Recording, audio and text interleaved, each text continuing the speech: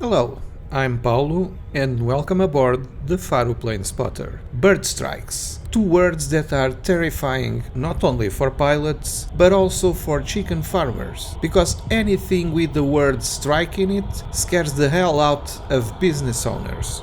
Our airport is located near the Ria Formosa Natural Park, which BirdLife International considers to be an important avian area as it serves as a stopping point for migratory birds during spring and autumn. And that's why birds near our airport are as common as silicone breasts in porno movies. Of course, silicone breasts may not be to everyone's taste, but at least they won't crash a plane, unless the pilot is flying quite low.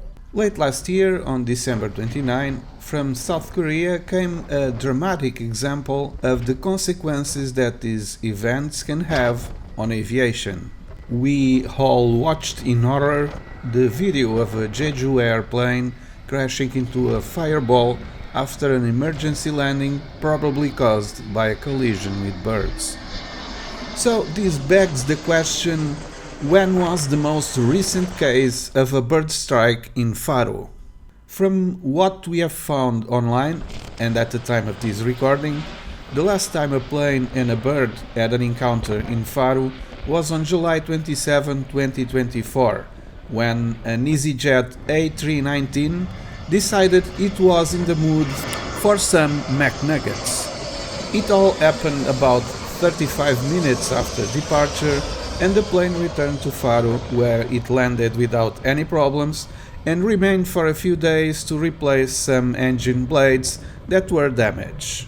We were unable to find statistics on how common bird strikes are in Faro, probably because as investigators we are as blind as a bat, or because this type of information is, like an owl, rarely seen in public. However, according to the International Civil Aviation Organization, more than 270,000 bird strikes were reported worldwide between 2016 and 2021. And that's it for today. I hope you liked the video. If not, I apologize, but I did my best.